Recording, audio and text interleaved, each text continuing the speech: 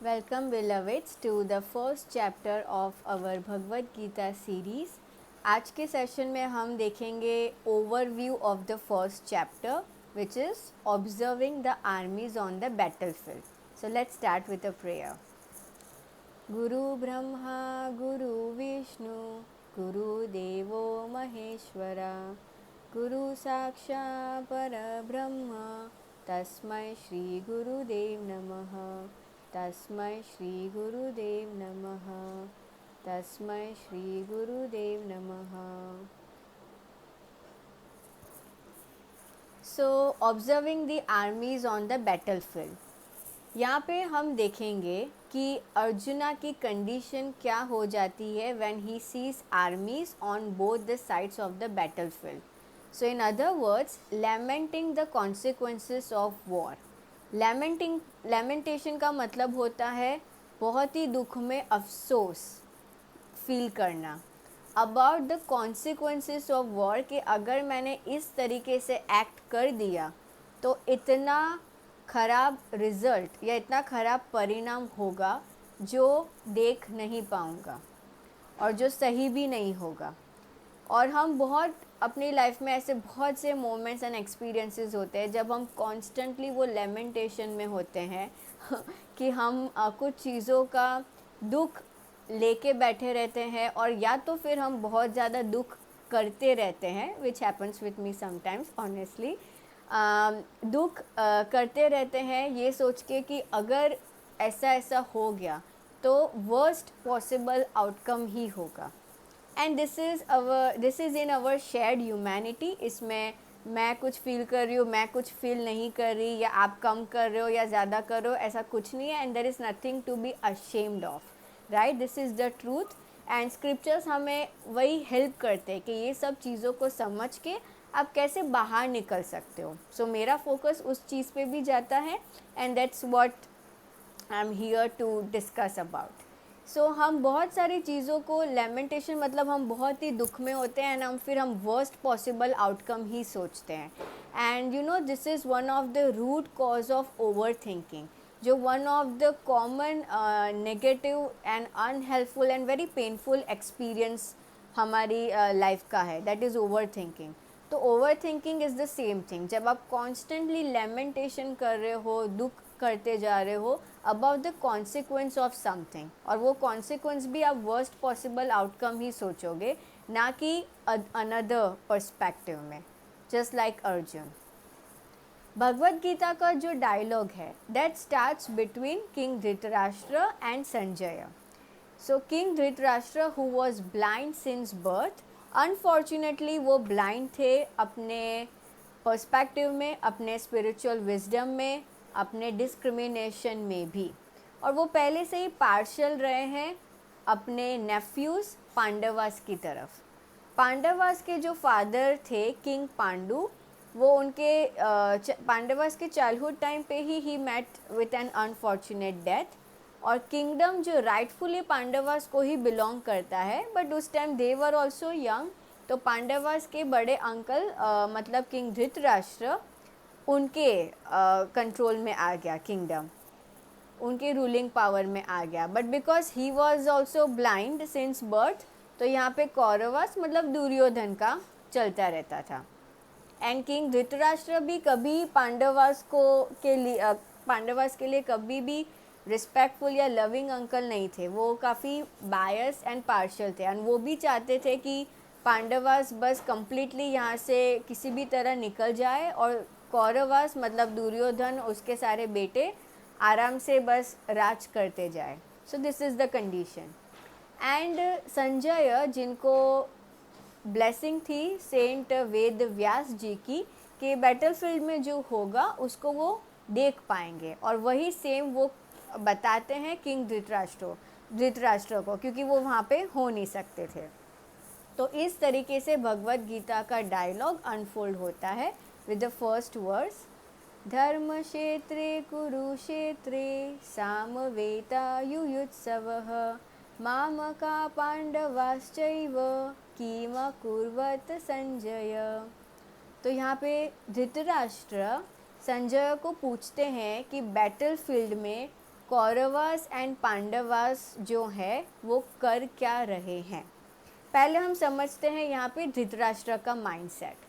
तो धृतराष्ट्र ना नेचुरली काफ़ी फियरफुल, अनसर्टेन एंड डाउटफुल हो गए लुकिंग एट द कंडीशन।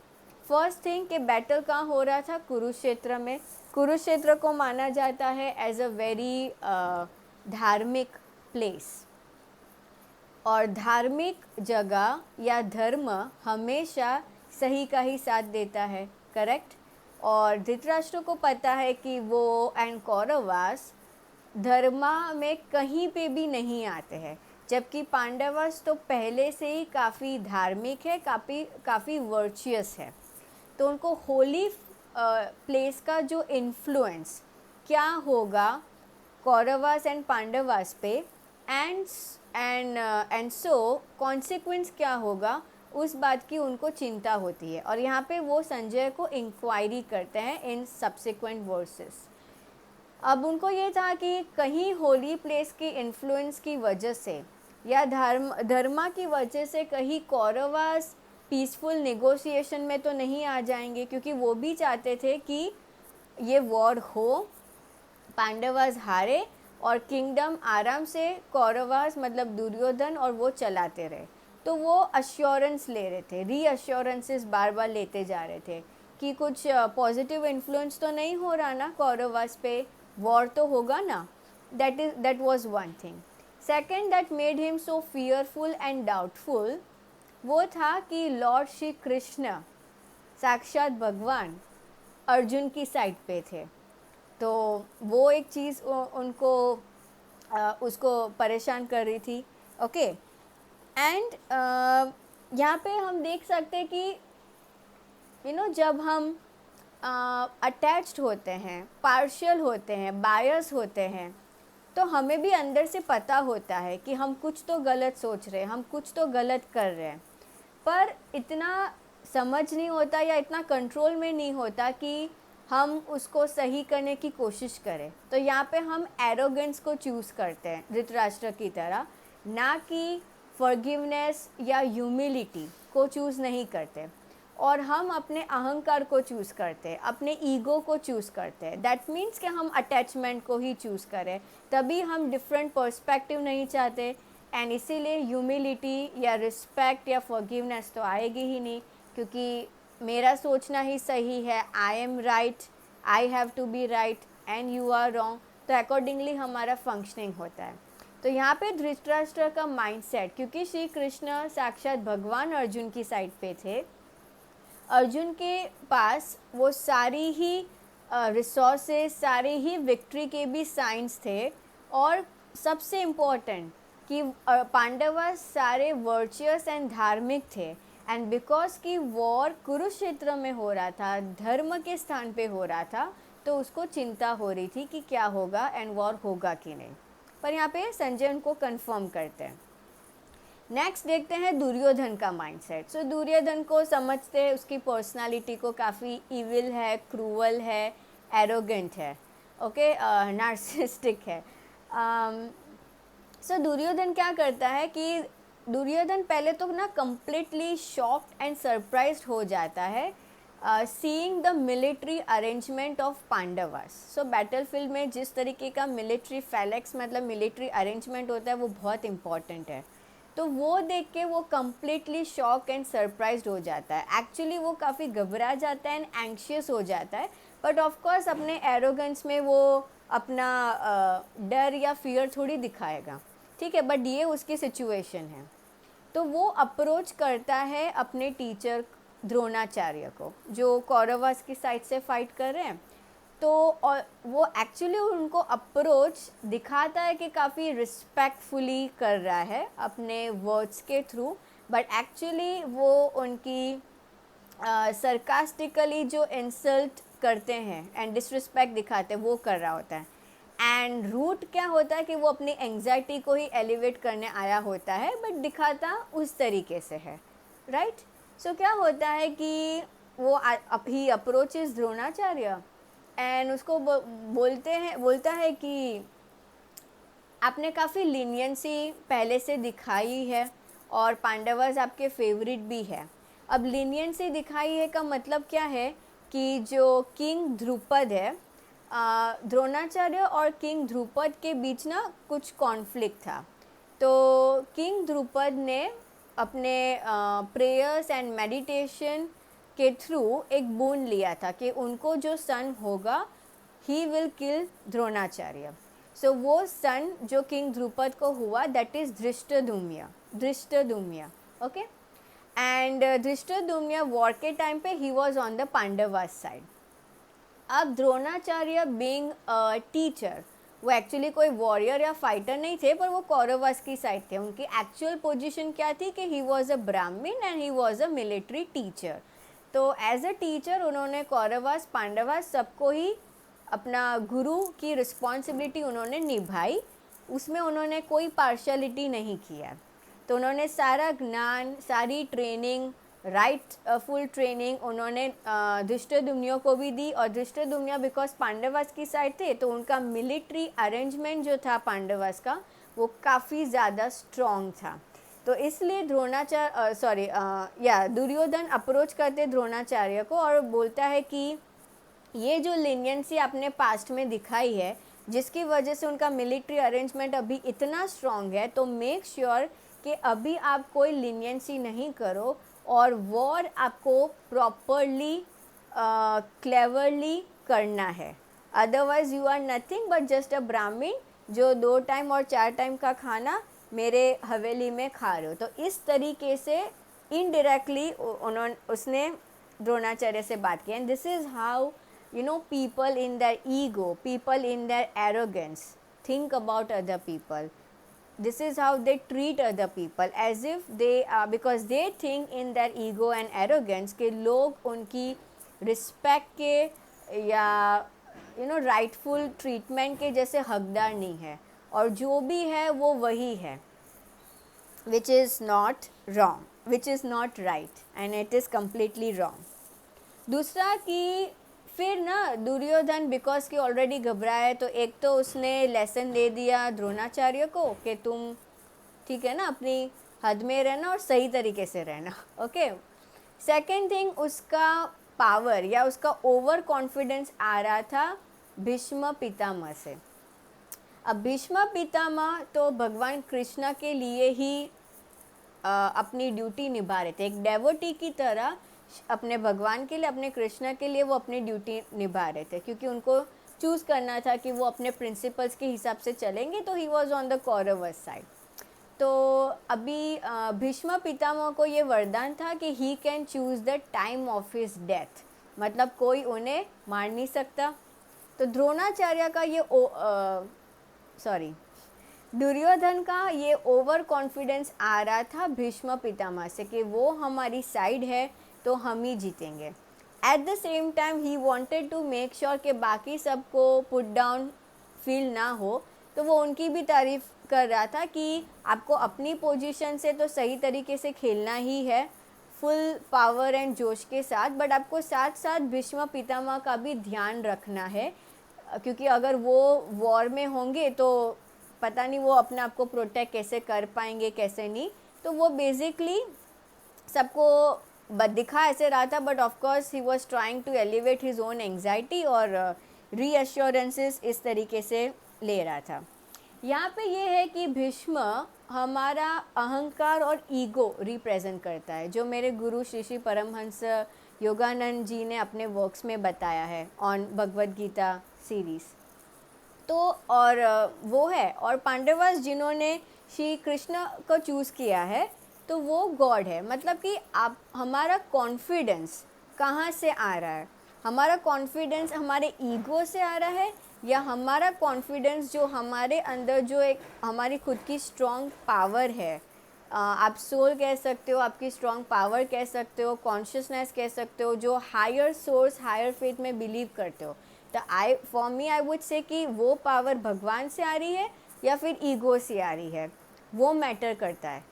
अगर आपका फाउंडेशन ही एक्सटर्नल है, मतलब कि ईगो है, एरोगेंस है, तो आप ये वर्ल्ड में रह के, माया में रह के उसकी ड्यूअलिटी के हिसाब से फंक्शन करोगे।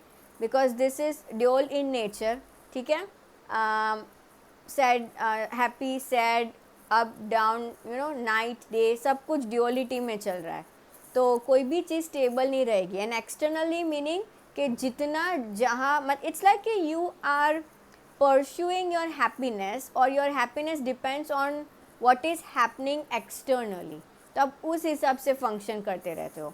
And so of course happiness rarely ही आप महसूस करोगे अगर आप एक्सटर्नल की तरफ सब कुछ सीख कर रहे हो। So this is all materialistic desires, anger, greed, lust, envy, jealousy, resentment, unforgiveness, ये सब कुछ।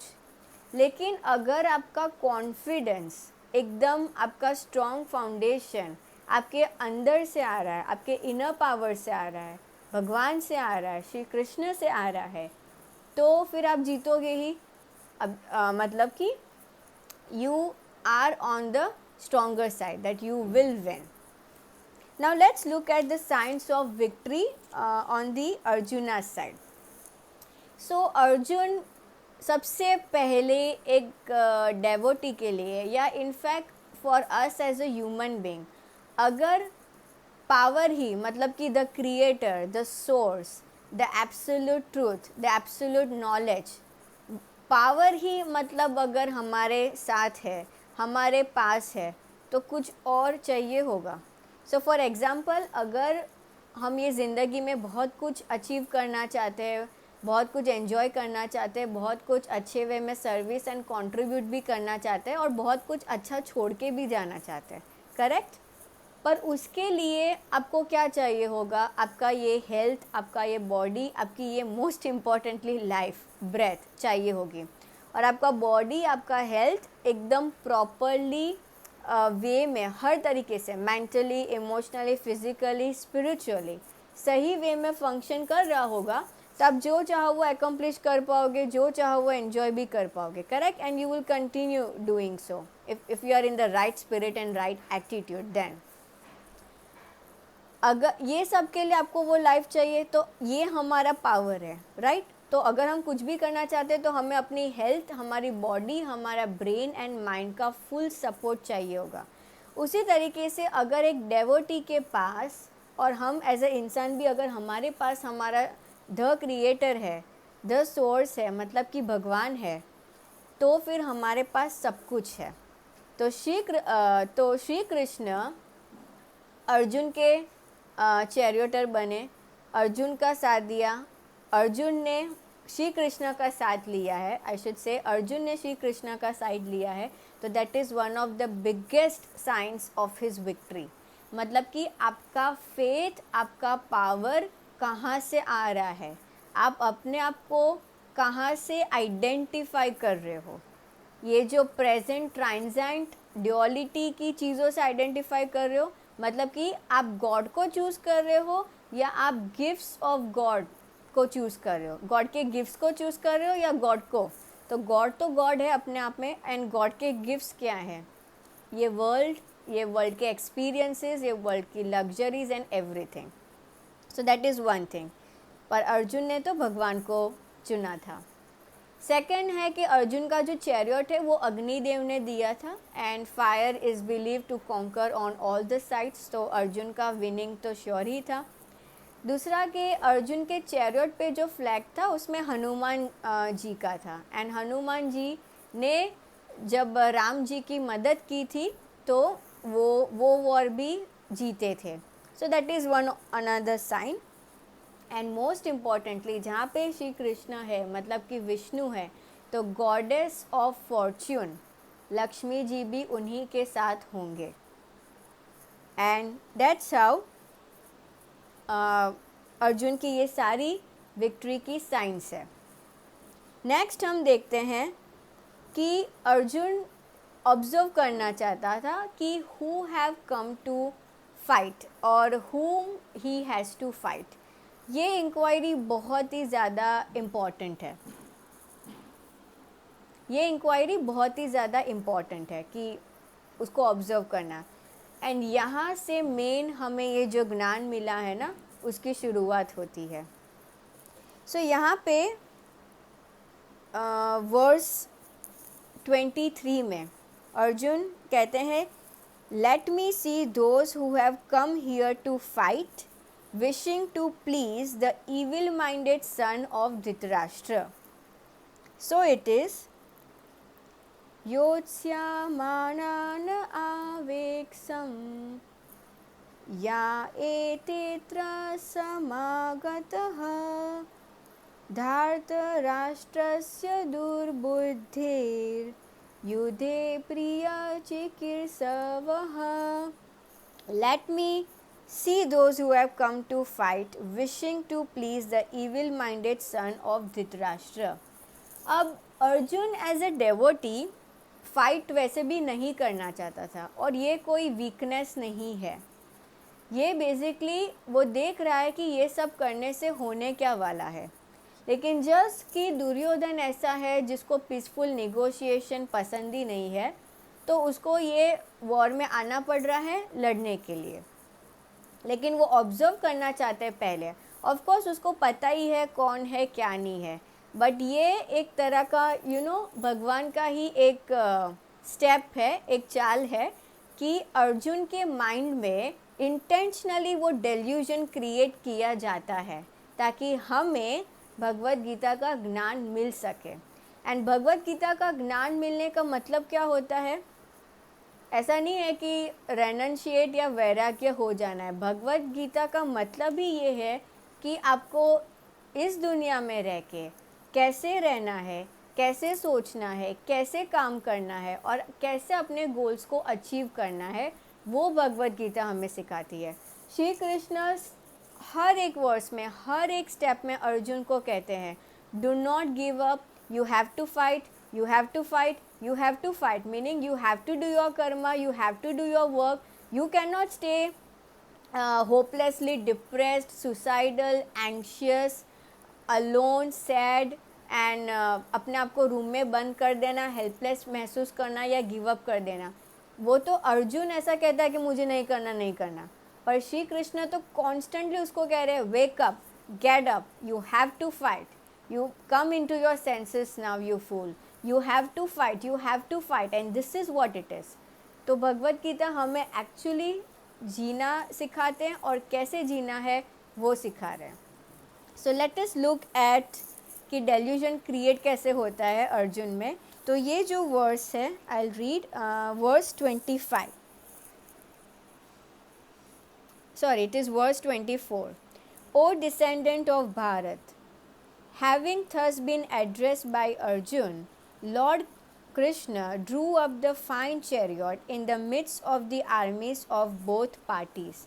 तो descendant of Bharat, Krishna chariot को बीच में लेके आते हैं, जहाँ पे वो अपनी खुद की आर्मीज़ को भी देख पाएगा और कौरवास की आर्मीज़ को भी देख पाएगा.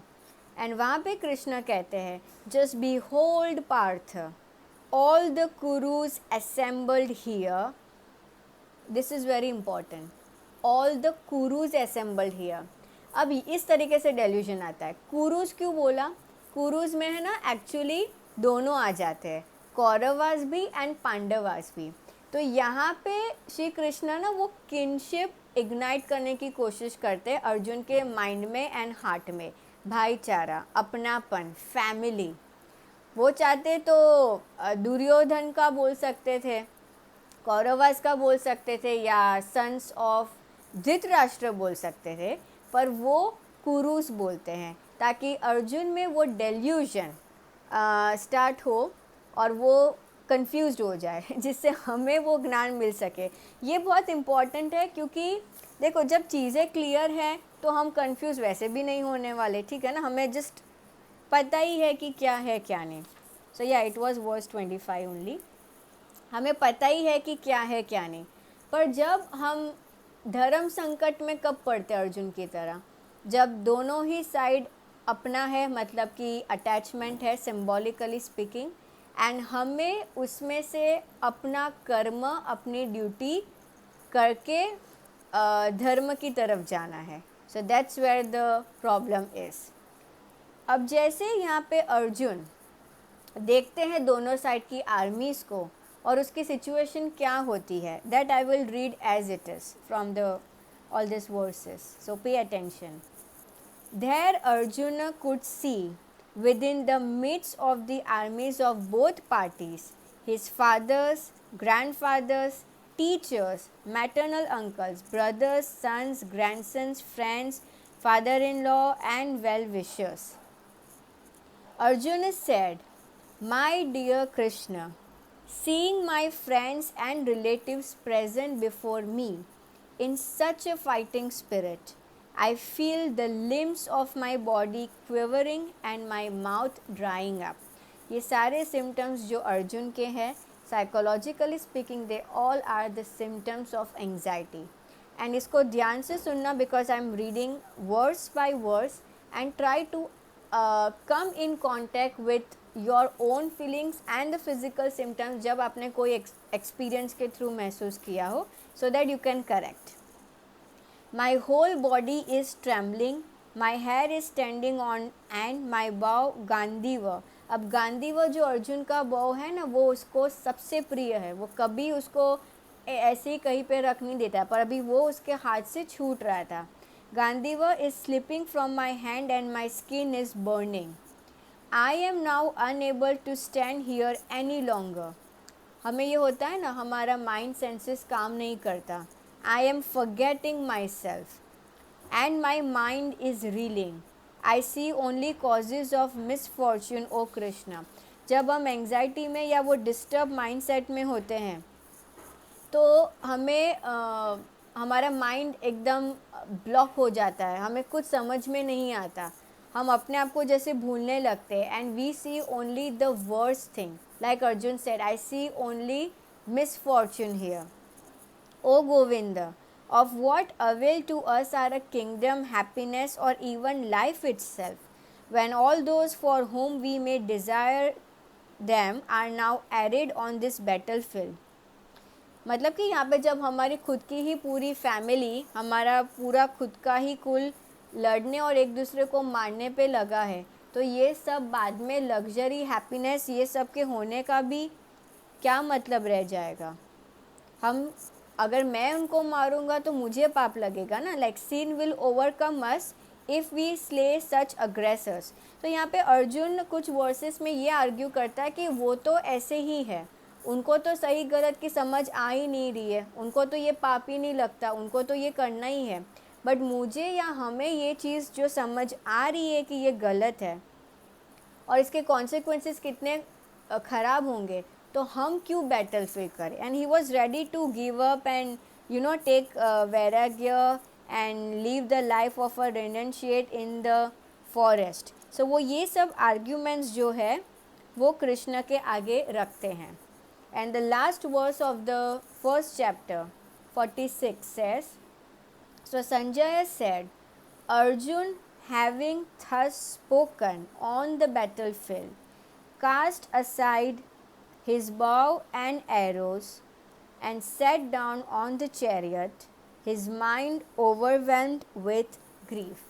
एंड यही चीज़ हमारे साथ होती है जब हम नहीं समझ पा रहे हों, जब हम ये कन्फ्यूजन, कॉन्फ्लिक्ट, कॉग्निटिव डिसोनेंस में होते हैं, एंग्जाइटी में होते हैं, सही गलत की हमें समझ नहीं हो पाती और हम अपने अटैचमेंट, अपने आइडेंटिफाइड रोल्स में इतने होते हैं कि हम अपना ड्यूटी, जैसे कि अर्जुन ने अपने आप को इतना ज़्यादा आइडेंटिफाइड कर लिया है ये मटीरियलिस्टिक रोल में कि वो अपना जो एक्चुअली धर्म है as a kshatriya, as a warrior which is to fight the war, वो पहले भी लड़ चुका है, पर आज सिचुएशन अलग है तो वो नहीं करना चाहता. एंड ये उसकी कंडीशंस है, situation है. So I want you to acknowledge and observe objectively your own symptoms, your own feelings and make a note of it. क्योंकि नेक्स्ट सेशन में हम ब्रेक करेंगे कि हम ये चीज़ को किस तरीके से भगवद गीता में समझाया गया है एंड कैसे उसको हम अपनी लाइफ में अप्लाई करेंगे. Okay, Hare Krishna. Thank you.